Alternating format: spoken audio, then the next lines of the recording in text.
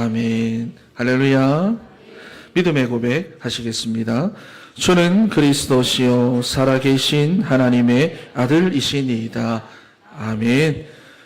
오늘도 주시는 말씀에 여러분 아멘 하셔서 여러분은 예배에 성공하고 하나님께는 영광을 올리는 우리 복된 예배의 시간이 되기를 바랍니다. 자, 여러분 이번 주간에도 우리는 기준을 바꾸는 스위치를 켜야 됩니다. 믿습니까? 네, 목이 메이네요. 여러분 사람들이 힘들다 어렵다 하지만 사실 다윗처럼 여러분 고난을 많이 당한 사람은 잘 없을 겁니다. 어린 시절 골리앗을 꺾고 전쟁에서 이스라엘 백성들을 구원해 내었지만은 사울 왕의 시기와 질투로 인해서 무려 20년이란 세월 동안 다윗은 도망자의 삶을 살아왔습니다.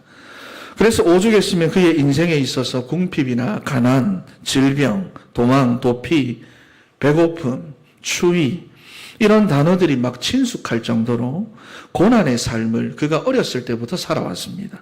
심지어 누구라도 다윗을 도와주기라도 한다면은 개인뿐만이 아니라 가정과 가문과 그 마을 전체가 학살의 대상이 될 정도였으니까 실제로 그가 얼마나 궁지에 몰렸을지 그리고 또 얼마나 외로웠을지 사실 여러분 짐작조차 제대로 할 수 없을 정도입니다. 그런데 사무엘상 22장 9절 10절 말씀을 보시면은 다윗을 도와준 사람이 나옵니다. 다윗이 사울을 피해가지고 제사장들의 성읍인 높당에 도망하였을 때에 거기 있던 대제사장 아히멜렉에게 다윗이 도움을 구합니다. 먹을 것을 좀 주십시오. 배가 너무 고픕니다. 그러자 대제사장이 먹을 것을 주는데 거기 누가 있었느냐 하니까 도액이라고 하는 에돔 사람이 그 땅에 있었습니다. 이 사람이 이제 나중에 사울에게 신고를 하는 거예요. 대제사장 아히멜렉이 다윗을 도와주었다. 어떻게 됐을까요? 사울이 막 노발대발 난리를 치면서 그 마을에 있던 제사장 85명을 몰살을 시킵니다. 그날 이후로부터 이스라엘에는 다윗이 숨어있는 곳을 신고하면 큰 상을 받고 다윗을 숨겨주거나 도와주거나 또는 다윗이 있는 곳을 말하지 않을 때는 학살의 대상이 되어버리는 그런 공포 분위기가 그 나라의 조성이 되기 시작합니다. 그러니 다윗을 신고하는 사람들이 이제 막 여기저기서 하나둘씩 나타나기 시작을 하는 거예요. 그것이 사무엘상 23장, 24장, 25장, 26장 쭉 나옵니다. 그래서 오늘 본문 표지에 등장하는 베냐민 사람 굿이라는 사람도 마찬가지입니다. 성경에 보면은 자세한 언급은 나오지 않지만은 다윗을 죽이기 위해서 모함하고 신고한 사람이라는 것은 확실합니다.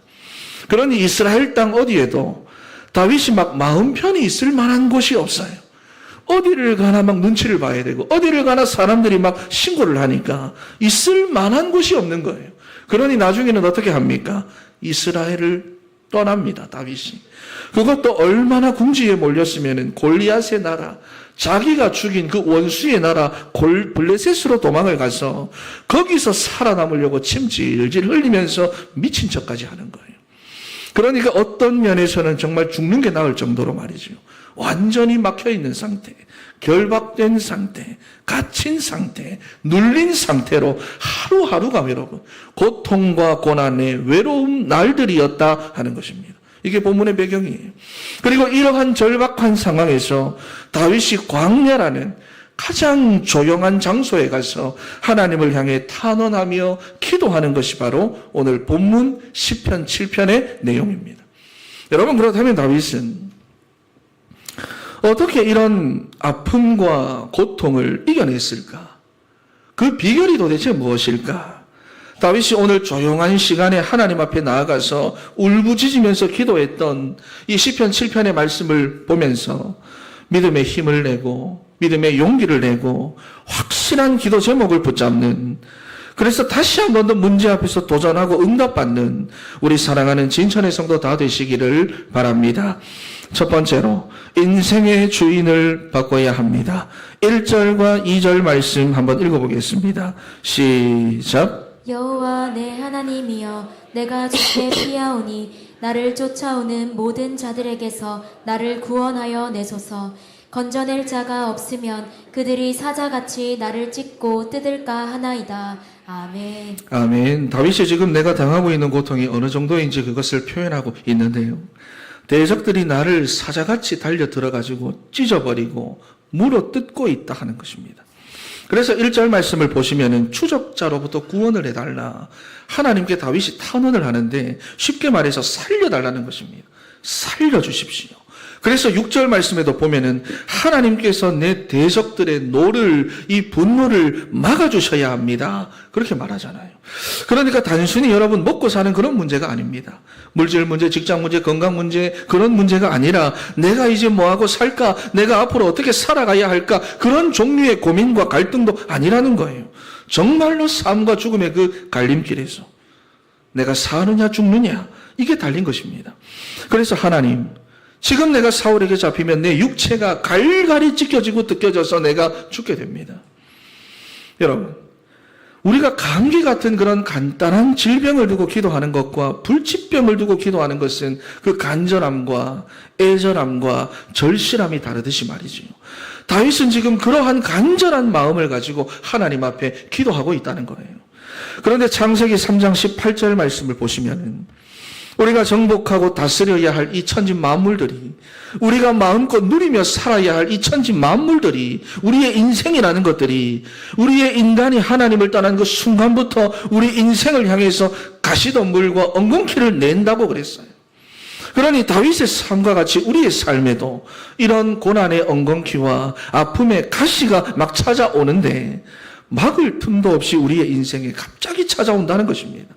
그렇게 예고도 없이 찾아와가지고는 나와 내 가정을 찌르고, 사랑하는 내 자녀들을 찌르고, 내 생업을 찌르고, 갑자기 찾아와가지고는 우리를 사정없이 이렇게 아프게 하는데, 여러분, 만약에 우리가 예측이라도 할 수 있다면은 어느 정도 대책을 조금 세우고 준비라도 할 수 있겠지요.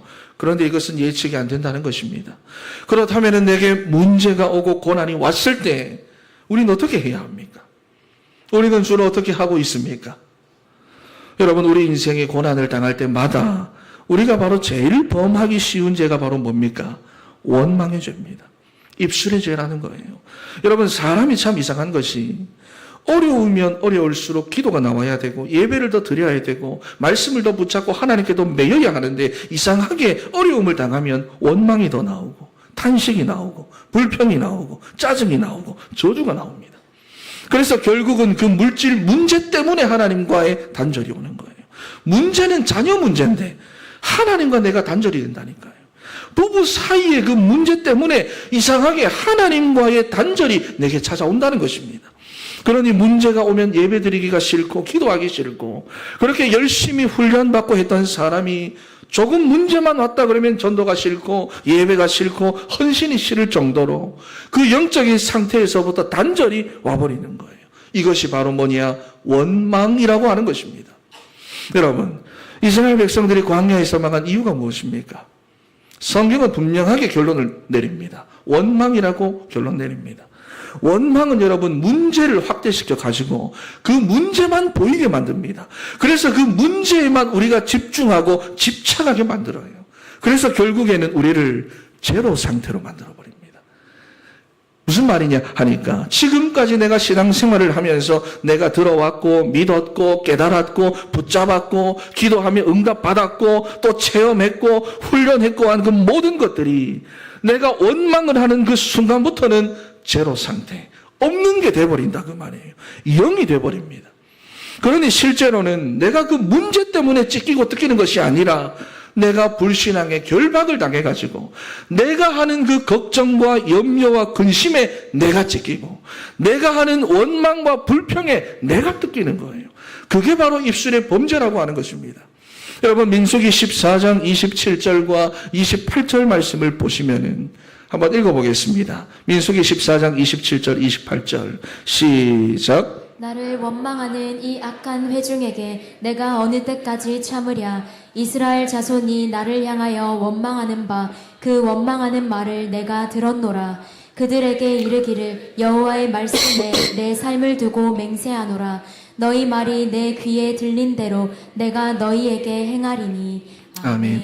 여기 보니까 원망하는 회중이라고 하면서 하나님께서 악하다고 하시는데 뭐라고 말씀을 합니까? 그들에 대해서 너희들이 말한 대로, 너희가 말해서 내게 들린 대로 내가 너희에게 그대로 해주겠다. 무슨 말입니까? 죽겠다 그러면 정말로 내가 죽여주고, 망했다, 망할 것 같다 그러면 정말로 망하게 해주겠다는 겁니다. 그러니 원망이 여러분 내 인생의 주인이 돼버리면 안 된다는 거예요. 어떤 사람들은 나도 모르게 나왔어요. 나도 모르게 자꾸 내가 원망이 나오고 불평이 나옵니다. 그렇게 이야기를 하는데 처음에는 그럴 수가 있겠지요. 하지만 원망이라고 하는 그 각인과 체질이 결국 바뀌지 않는다면은 여러분 어떻게 될까요? 내가 원망하는 만큼 내 인생은 어려운 인생이 되어버립니다. 내가 불평하는 만큼 내 인생은 힘든 인생이 되어버린다는 거예요. 그래서 원망이 우리 인생의 주인이 되지 않도록 우리는 원망을 거절해야 됩니다. 불평을 거절해야 될 줄로 믿습니다. 할렐루야. 그리고 원망이 내 인생의 주인이 되어 원망과 불평에 내가 찢기고 뜯기지 않도록 하나님이 주인이 되는 삶을 우리는 선택해야 하는 줄로 믿습니다. 저를 따라 고백합니다. 원망을 거절하고 하나님이 주인 되는 삶을 선택하자. 한 번 더 고백합니다. 원망을 거절하고 하나님이 주인 되는 삶을 선택하자. 할렐루야. 여러분 오늘 다윗을 한번 봐보세요. 분명히 찢기고 뜯기다가 죽어야 되는 그런 상황이고 조건인데 다윗이 여기서 어떻게 대처를 합니까? 17절 말씀을 보시면 한번 읽어볼까요? 시작. 내가 여호와께 그의 의를 따라 감사하며 지존하신 여호와의 이름을 찬양하리로다. 아멘. 여기 보니까 감사하고 찬양했다. 정말 이해가 안 되지요. 여러분 감사할 것이 아니라 불평해야 되고 찬양할 게 아니라 원망해야 됩니다. 왜냐하면 예전에 그러니까 블레셋이 쳐들어왔을 때에 누구 때문에 이스라엘이 승리했습니까? 누구 때문에? 다윗 때문에. 다윗이 골리앗을 쓰러뜨렸기 때문에 이스라엘이 전쟁에서 이겼고 구원받은 거예요. 그런데 그 이스라엘 백성들이 지금 다윗에게 어떻게 하고 있습니까? 어떻게 하고 있지요? 다윗을 찢으려고 하고 있고 물어 뜯으려고 하고 있고. 여러분 그러니 원망할 수 있고 불평할 수 있습니다. 다윗의 입장이라면. 그런데 다윗은 욕하지 않습니다. 원망하지 않습니다. 저주하지 않습니다. 원수 갚지 않습니다. 오히려 하나님께 감사하고 있고 하나님을 향하여 찬양하고 있고. 대단하지요. 여러분 그렇다면 이렇게 할 수 있는 그 힘이 어디서부터 나오는 것일까요? 오늘 본문 1절 말씀을 보니까 여호와 내 하나님이여. 3절에도 같은 말이 나옵니다. 여호와 내 하나님이여. 6절에도 나옵니다. 여호와여. 8절에도 여호와께서. 9절에는 의로우신 하나님이, 10절에는 구원하시는 하나님, 11절에는 하나님은, 17절 말씀에 내가 여호와께. 여러분 그러니 매 구절마다 하나님의 이름이 계속해서 나오는데 여러분 저는 이번 주간에 이 말씀을 묵상하면서 어떻게 이럴 수가 있었을까? 다윗이라는 사람이. 여러분 가슴이 너무 떨려가지고 하나님 앞에 무릎을 꿇었어요. 그런데 정말로 중요한 것은 무엇입니까? 그냥 하나님이라고 말하지 않는다는 것입니다. 한 번 더. 내 하나님. 그것도 멀리 있는 하나님이 아니라 나의 하나님. 내 아버지의 하나님이 아니라 나의 하나님 여호와. 여러분 그래서 시편 7편은요. 분명히 다윗의 탄원시라고는 하지만 그 내면을 자세히 들여다보고 있으면 주어가 전부 다 하나님입니다. 하나님. 내가 지금 겪고 있고 당하고 있는 이 어려움이 자기 인생의 주어가 아니라 물질 문제, 그 물질이 내 인생의 주어가 아니라 대적들이 내 인생의 주어가 아니라 내가 그토록 부르짖고 있는 여호와 하나님께서 다윗 인생의 유일한 주어가 되어 계시다는 거예요. 여러분도 마찬가지로 고난이라 느끼는 그 문제에 묶여 있거나 결박당해 있지 마시고 이 고난을 풀어주실 분은 하나님밖에 없다. 하나님을 인정하시고 철저하게 여러분 인생의 주어로 삼으시기를 바랍니다. 여러분 어떤 목사님이 건강검진을 받았는데 암일 것이다. 제가 예전에 몇 번 말씀을 드린 적이 있지요. 암일 것이다. 의사가 암이라고 한 것도 아니고 암일 것이다. 그래서 암일 수도 있으니 큰 병원에 가서 검사 한번 받아보세요 그랬는데 본인은 이미 암이라고 결론을 내려버린 겁니다. 그러니 아무것도 하기 싫더라는 거예요. 그래서 대학병원에 가서 검사를 하고 결과를 이제 기다리고 있는데 기다리는 동안 암이 주어가 돼가지고 모든 것이 암으로 보이고 암으로 듣기고 암으로 판단되고 암으로 결론 나고 그러니 나는 이제 끝이구나. 이렇게 내가 죽는구나. 그럼 우리 아이들은 어떻게 하지? 결과가 나왔습니다. 의사가 하는 말이 암이 아니라 그냥 무록입니다. 그냥 살면 됩니다. 그랬어요. 여러분 아무리 목사님이라고 해도 고난은 쉬운 게 아닙니다. 여러분 이렇게 거의 모든 사람들은요. 내가 겪고 있는 그 고난이 그 문제가 그 어려움이 자기 인생의 주어가 되어 있다는 거예요. 돈이 문제가 되면 돈이 주어가 되어버리고 질병이 문제가 되면 질병이 주어가 되어버리고 자녀에게 문제가 오면은 주어는 자녀가 되어버리는데 고난이라는 그 문제에 묶여있고 결박되어 있다는 것입니다. 그래서 저는 이번에 이 말씀을 준비를 하면서 하나님 제게도 이런 문제가 왔을 때에 하나님이 주어가 되게 해주십시오. 고난이 내 인생의 주어가 되지 않게 해주십시오. 원망과 불평에 결박당하지 않게 해주십시오. 말 못할 여러 가지 고난 속에 살아가고 있는 우리 살아가는 성도들 고난에 흔들리지 않고 문제가 주어되지 않게 해주시고 하나님만이 그 인생의 주어가 되게 해주십시오. 기도하는 마음으로 준비했어요. 여러분 우리가 인생을 살아가면서 고난이 왜 없겠습니까? 예측할 수 없는 문제 이게 왜 없겠냐고요. 그런데도 우리가 평상시에 이렇게 기도하고 있으면 평상시에 이렇게 하나님을 바라보고 있으면 갑자기 우리의 삶의 고난의 엉겅퀴와 아픔의 가시가 일어나서 우리를 찌른다고 해도 우리가 하나님 앞으로 나아가서 무릎을 꿇을 수가 있는 거거든요. 그러니 여러분 이제는 다 멈춰야 합니다. 하나님이 정말로 내 인생의 주어라고 한다면 멈춰야 됩니다. 하나님만이 해결하실 수 있다면 하나님만이 그 고난을 바꾸실 수 있다면 하나님이 간섭해 주셔야만 한다면 멈춰야 됩니다. 고난에 집착하게 하는 세상 소리 멈춰야 됩니다. 내가 듣고 싶은 말만 들려주는 그 TV 소리, 유튜브 소리 멈춰야 됩니다. 내 속을 시원하게 하는 것 같은 그 원망과 불평과 불신앙의 소리 그거 멈춰야 내가 정말로 살아나는 거예요. 여러분 욥기서 1장 20절에서부터 23절 말씀을 보니까 욥이란 사람이 여러분 정말 아무 의미 없이 하루아침에 재산 다 잃고 자녀 다 잃고 아내라는 사람은 저주하며 도망가고 여러분 얼마나 큰 이게 고통이고 상처입니까? 그러니 사람들은요 욥은 당연히 원망할 거다. 당연히 불평할 거다. 그렇게 예상을 했을 거란 말이에요. 그런데 한번 읽어보겠습니다. 20절에서부터 23절 시작. 욥이 일어나 겉옷을 찢고 머리털을 밀고 땅에 엎드려 예배하며 23절까지 이르되 내가 모태에서 알몸으로 나왔사온즉 또한 알몸이 그리로 돌아가올지라 주신 이도 여호와시요 거두신 이도 여호와시오니 여호와의 이름이 찬송을 받으실지니이다 하고 이 모든 일에 욥이 범죄하지 아니하고 하나님을 향하여 원망하지 아니하니라. 아멘. 원망하지 않았다는 것입니다. 하나님을 향하여 범죄하지 않았다는 거예요. 여러분 사람들은 보통 이런 상황이 되면 어떻게 합니까? 내가 내 재산을 잃어버렸다. 내 건강을 잃어버렸다. 아내가 나를 버렸다. 자녀들이 다 죽어버렸다.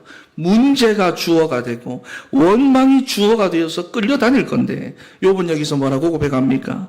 주신 이도 여호와시요 거두신 이도 여호와시오니 여호와의 이름을 내가 찬송하리로다. 할렐루야. 여러분 그래서 욥기서를 읽어보면은요 성경은 욥이라는 사람이 당한 그 고난에 초점을 맞추고 있지 않습니다. 동방의 거부가 하루아침에 거지가 되었다는 것에 성경은 관심이 없어요.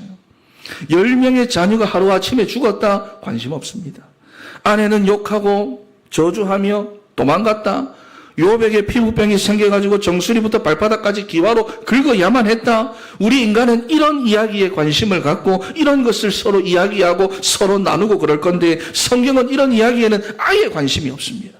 성경은 오직 욥에게는 원망할 조건이 충분하고 불평거리가 있었지만은 욥을 원망하지 않게 하시고 도리어 찬양하게 하시고 예배 자리까지 나오게 하신 그 하나님께 초점을 맞추고 있다라는 것입니다.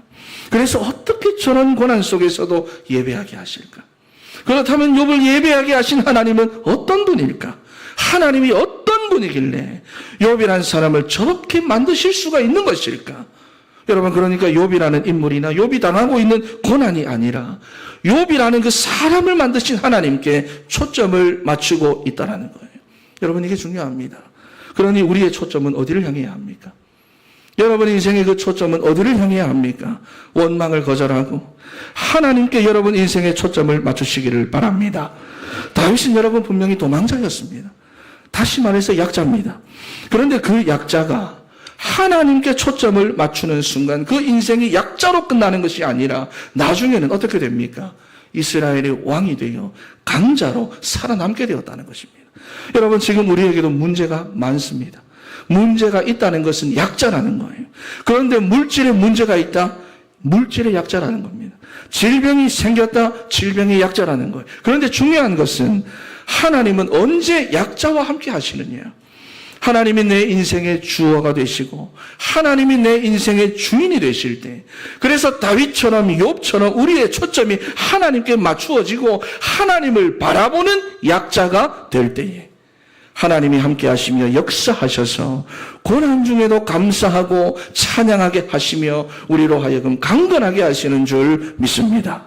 여러분, 다시 한번 말씀을 드리지만은 문제 때문에 우리 인생이 뜯기는 게 아닙니다. 문제가 왔기 때문에 내 인생이 찢기고 있는 것이 아닙니다. 문제 앞에서 원망하고 불평하는 우리의 불신앙이 하나님과 우리 사이를 갈라 놓아서 우리의 삶을 찢고 뜯고 하는 것입니다.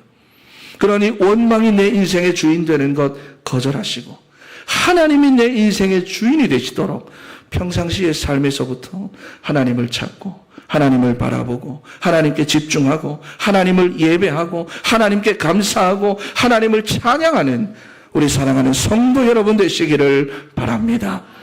그래서 두 번째로 그 하나님은 어떤 분이시냐? 의로우신 재판장이다라고 말씀을 합니다.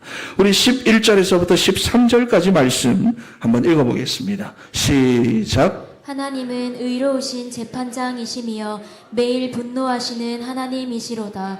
사람이 회개하지 아니하면 그가 그의 칼을 가시며 그의 활을 이미 당기어 예비하셨도다. 죽일 도구를 또한 예비하시며 그가 만든 화살은 불화살들이로다. 아멘. 여러분, 지금 다윗을 보면은 하나님에 대한 확신이 있습니다. 문제 당한 것도 사실인데 하나님에 대한 확신이 있어요. 하나님은 의로우신 재판장이다. 그분이 내 인생의 주인이 되어 나를 이끌어 가신다. 그러니 원망할 수밖에 없는 조건이지만 그 원망을 거절하고요, 하나님이 주인이 되는 삶을 선택하는 것입니다. 여러분, 누가복음 18장 말씀을 보면은 불의한 재판장이 나오지요. 불의한 재판장도 원수에 대한 원한을 풀어주는데 우리 인생의 주어가 누굽니까? 우리 인생의 주인이 누굽니까? 오늘 본문에 보니까 불의한 재판장이 아니라 의로우신 재판장이라 그 말이에요. 누가복음 18장 7절에서부터 8절 말씀을 한번 읽어보겠습니다. 7절에서부터 8절. 시작. 하물며 하나님께서 그 밤낮 부르짖는 택하신 자들의 원한을 풀어주지 아니하시겠느냐? 그들에게 오래 참으시겠느냐? 내가 너희에게 이르노니 속히 그 원한을 풀어주시리라. 그러나 인자가 올 때에 세상에서 믿음을 보겠느냐 하시니라. 아멘. 여러분, 의로우신 재판장이신 예수 그리스도께서 우리의 원한을 풀어주시는데 주님께서 우리의 무엇을 보신다고 말씀을 합니까? 믿음을 보신다라고 말씀합니다. 다른 거 안 봐요. 믿음을 보신다.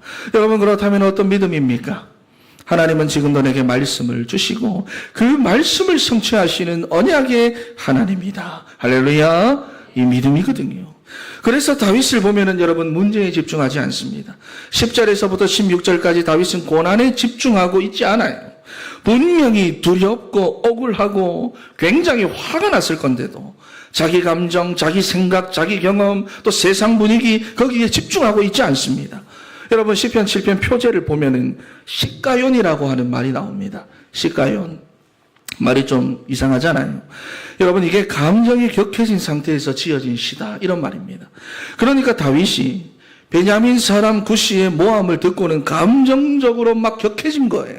화가 난 겁니다. 그런데도 여호와 내 하나님이여 내가 주께 피하오니 나를 쫓아오는 모든 자들에게서 나를 구원하여 내소서.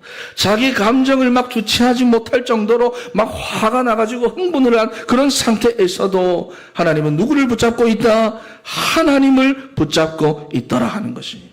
억울해서 미칠 것 같은데도 거기서도 다윗은 하나님을 의지하며 하나님이 주신 그 언약에만 집중하고 있더라 하는 것입니다. 여러분, 그렇다면 그 언약의 내용이 무엇입니까? 사무엘상 16장 12절에서부터 13절입니다.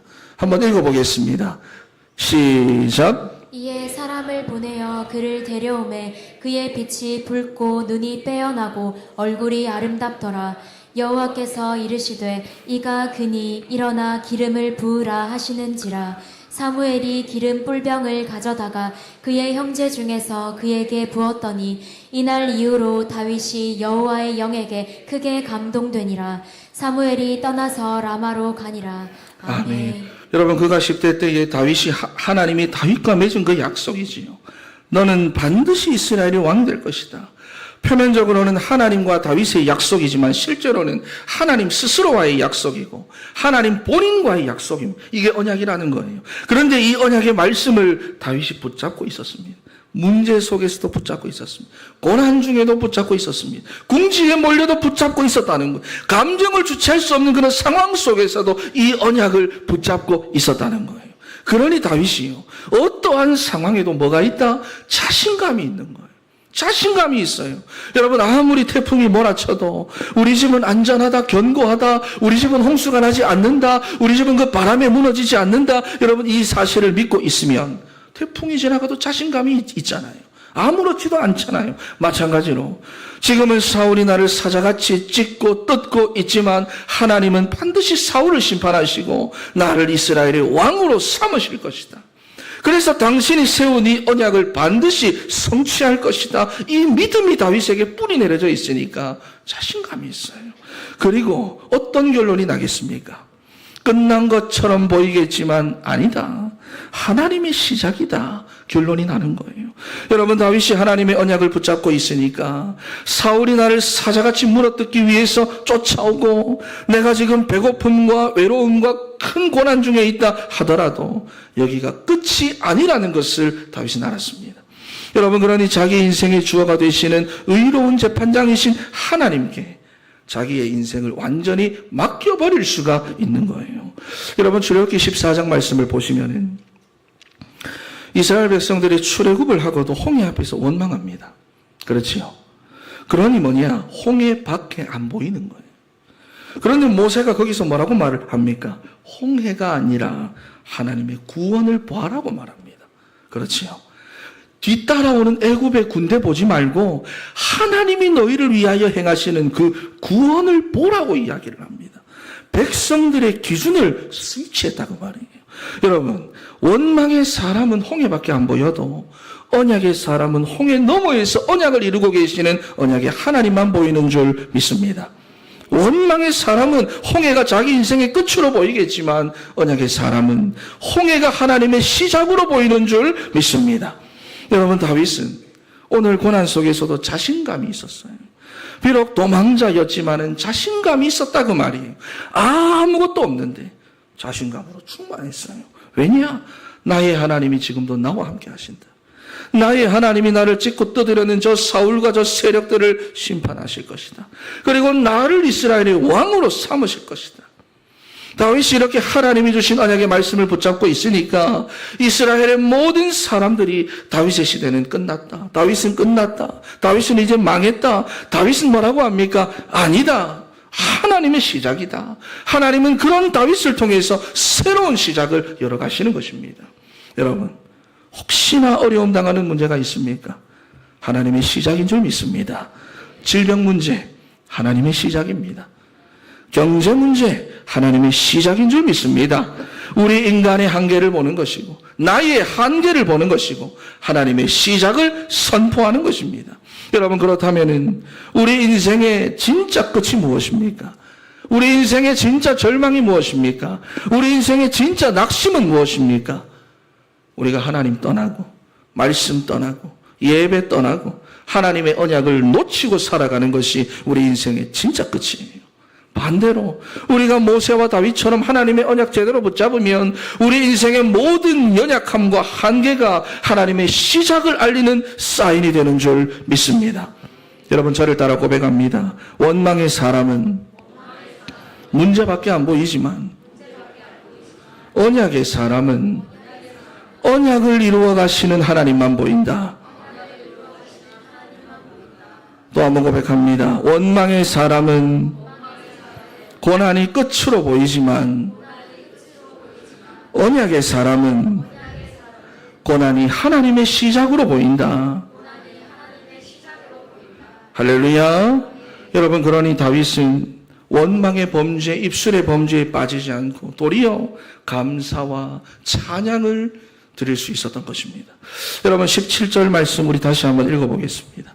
17절 시작. 내가 여호와께 그의 의를 따라 감사하며 지존하신 여호와의 이름을 찬양하리로다. 아멘. 여러분, 다윗이 무엇을 따라 감사하고 찬양한다고 말합니까? 상황 따라, 사람 따라, 일이 풀리는 거 보고? 아니지요. 그의 의를 따라서 감사하고 찬양한다. 그렇지요.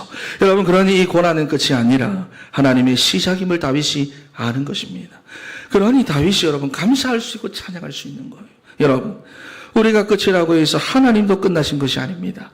하나님은 아직 시작도 하지 않으셨어요. 우리 옆에 계신 분들에게 말합니다. 하나님은 아직 시작도 하지 않았습니다. 시작.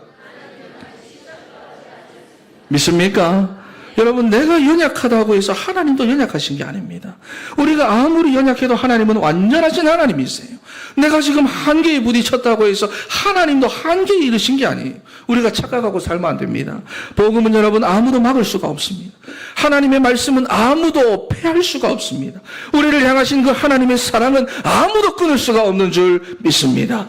그러니 의로운 재판장이 되시는 하나님을 여러분 인생의 주인으로 삼고 하나님의 말씀을 언약으로 붙잡는 우리 사랑하는 성도 여러분 되시기를 바랍니다. 결론입니다. 끝에서 시작하시는 하나님이라는 책이 있습니다. 거기 보면 이런 글이 있어요. 하나님의 사람은 위기에 빠졌을 때 우왕좌왕하지 않는다.